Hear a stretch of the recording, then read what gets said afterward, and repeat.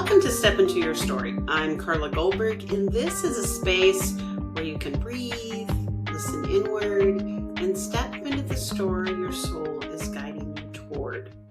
We've been doing a series about what it feels like to be held so you can grow spiritually. And this episode is exploring how it isn't just your emotional and spiritual part of you that needs to be held, but I'm actually going to guide you through how rituals, predictable rhythms that are consistent, and as small daily anchors can really help your nervous system become a container that feels safe so you can really grow spiritually in addition to growing in other areas of your life. The body relaxes when it knows what to expect. And being held isn't always about people. There is a hidden area that we can tap into to help us feel held. And that is with things like patterns, predictability, sacred repetition. It's not always about being held by others. It's a way we can hold ourselves.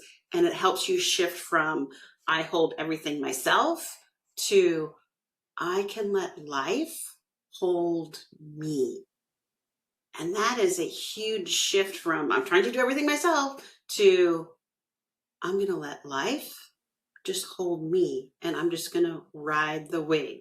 Even if it's something we don't enjoy, the fact that we know what to expect helps our body calm down because it knows what's going to happen. When we have that unpredictability, that is when the body goes into craziness and it's trying to figure that out and not knowing what to expect, and it already heightens the level of anxiety and chaos going through you.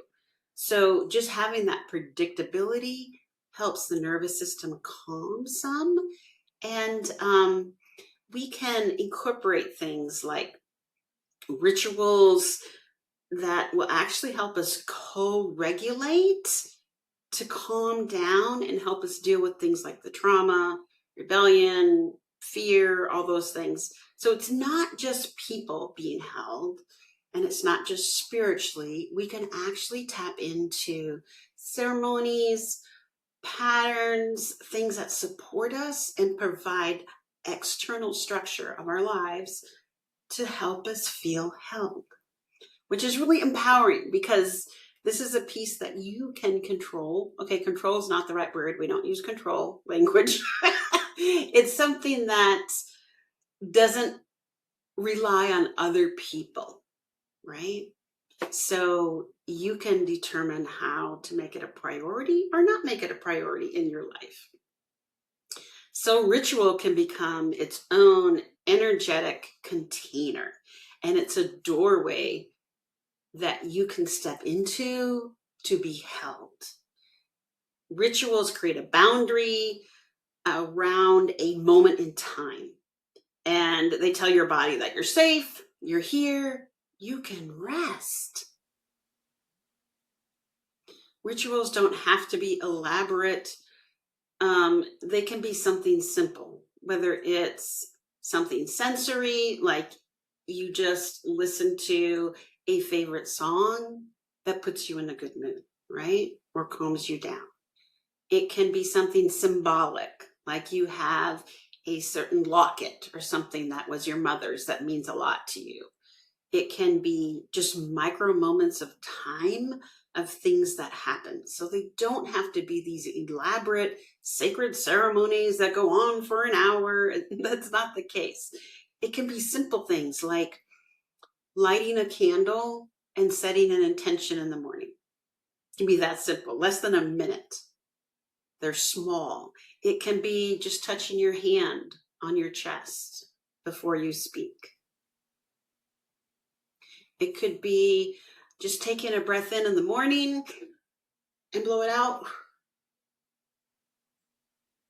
And that's your body's cue that we're starting the day and it's fresh and it's new.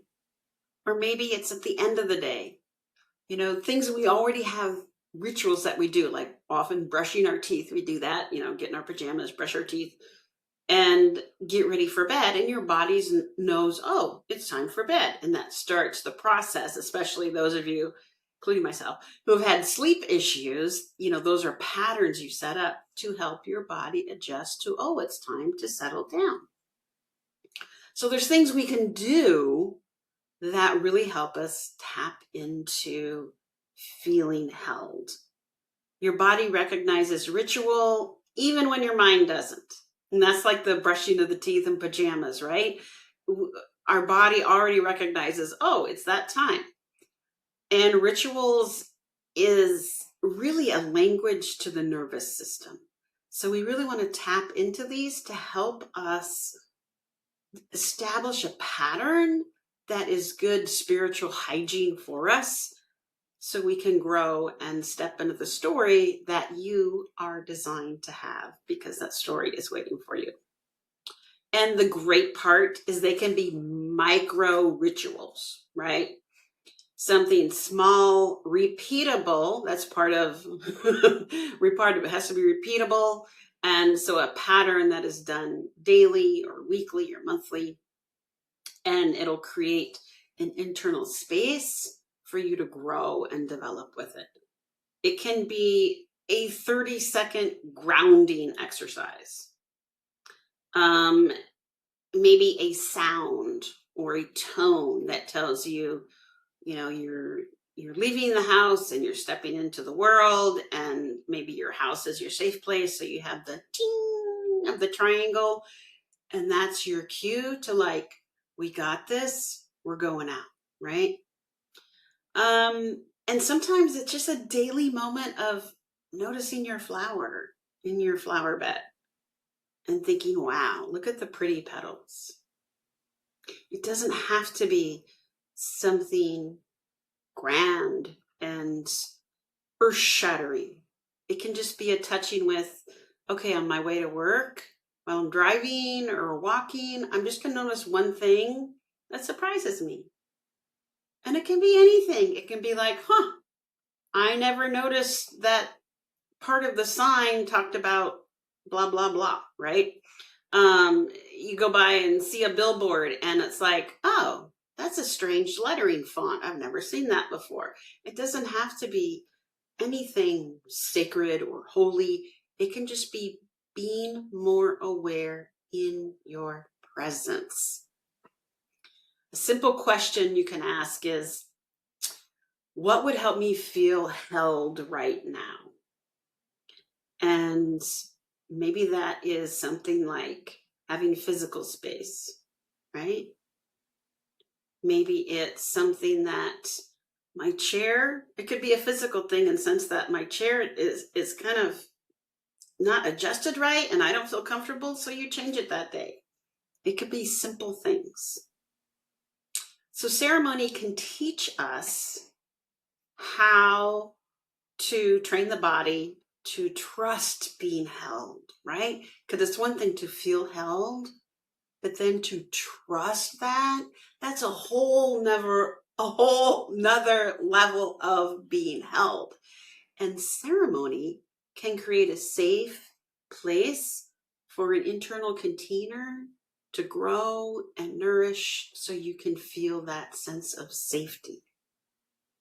The body learns it's safe to soften inside this container.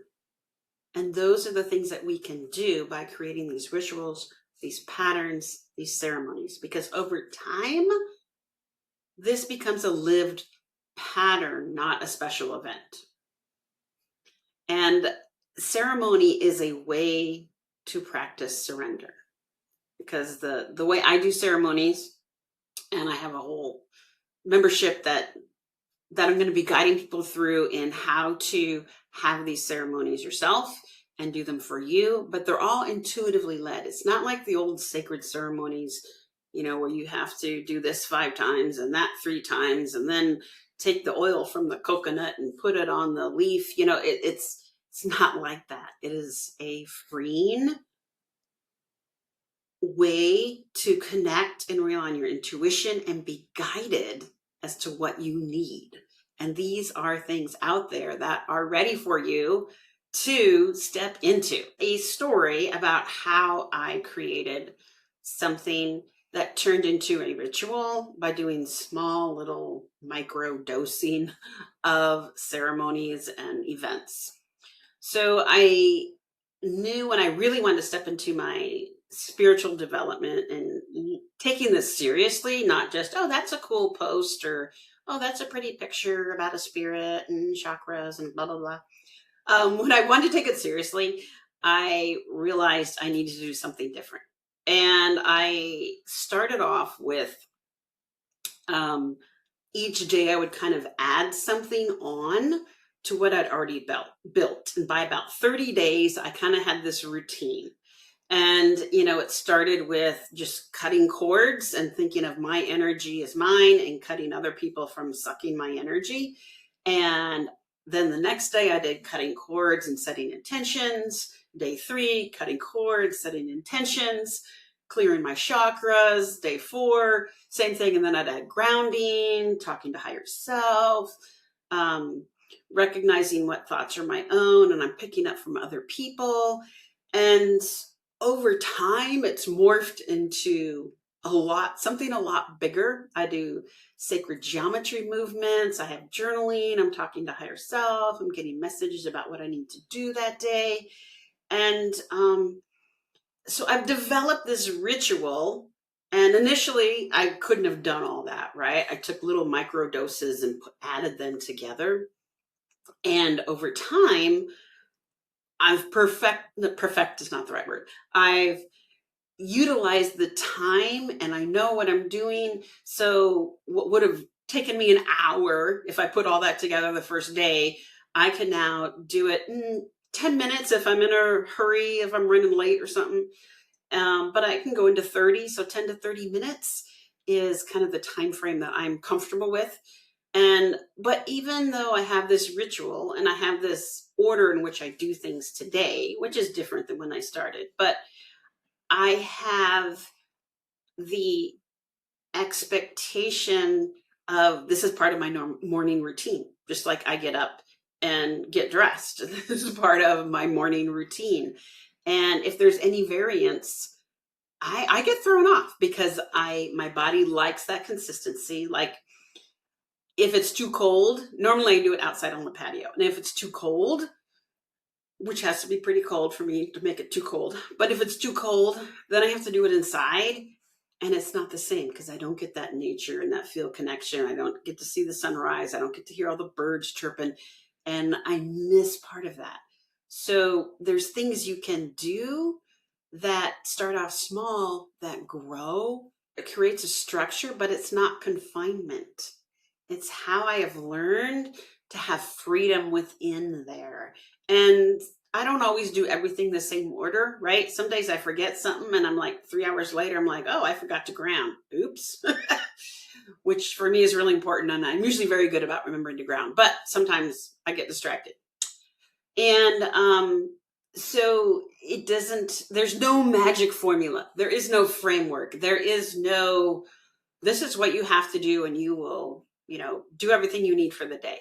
I know there's posts out there about that. I know people make YouTube videos about it. And yes, there are some things that are definitely going to help you, but it's not a specific guideline because we are all different. And what works for me is going to be different than works for you. So one of the things I work with people is trying to figure out, okay, what's going to work? Here are some choices.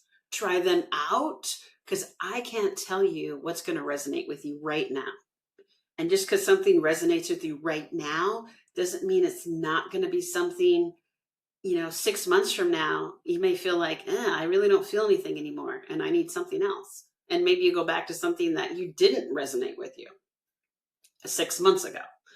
So if you're feeling the pull to be held by rhythm instead of pressure, I created something for you. I have this free 7-day experience. It's basically a gentle, spacious way that's designed to help your body feel what we're talking about.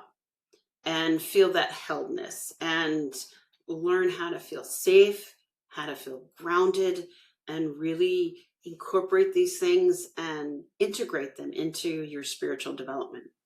So think of it as like a guided rhythm, a soft place to land each day. And you don't have to do this alone. The rhythm can hold you. So I'll put a link in the show notes about the 7-day experience that I have. It's totally free and it's download it. There's videos.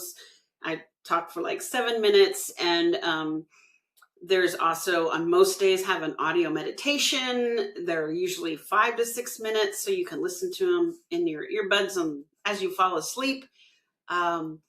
And it's really easy to incorporate into your life. And so I'll put the link in, and it's a self-study, so you do it at your own pace, whatever you need. So you are welcome to that if that is something that you're feeling more of, that yearning to be held. And your homework is to choose one micro ritual and repeat it for the next 24 hours.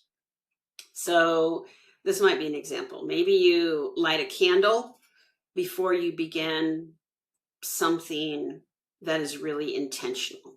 Something like, maybe you're going to have a conversation with someone that you know is going to be a challenge for you. So you light a candle, you think about what you want the outcome to be, not necessarily the result, but emotionally what you want that to be. And a lot of times that's both people being heard, right? You listening and being heard. It can be something like just whispering a phrase to yourself: I'm held, or I am here, I am seen. Simple things like that. And what I want you to notice is, when you do those little things, those micro rituals that could turn into a ritual if you do them more than one day, but I want you to notice how your body responds by being held by that. And it should be a rhythm, not an effort. It shouldn't be, okay, now I'm going to light this candle and I'm going to set an intention and everything's going to be fine. You need to come to it with a calmer demeanor to have the full experience of the ritual, and then repeat it over time to kind of feel, is that something I liked or didn't like? Because not everything's going to resonate with you, and that's totally okay. So you are allowed to be held by more than just your own strength, and that's what this is about. We can use these tools and rhythms and patterns and events, ceremonies, whatever you want to call them, to help your nervous system and your body be calm, because it becomes familiar with the pattern. Rituals are a doorway into belonging. So it's time to, first of all, look for that door and then open it. And next week, we will explore the kind of holding that only happens in community, and the field that amplifies everything that we've been learning over the last 4 episodes so far. So thank you for joining me. If you liked it, please give a review. If you leave a review, I will read it on the air. And give a like, shout out the episode to someone who you think would be helpful. And I really appreciate you listening. And until next time, walk gently, listen closely, and keep stepping into your story.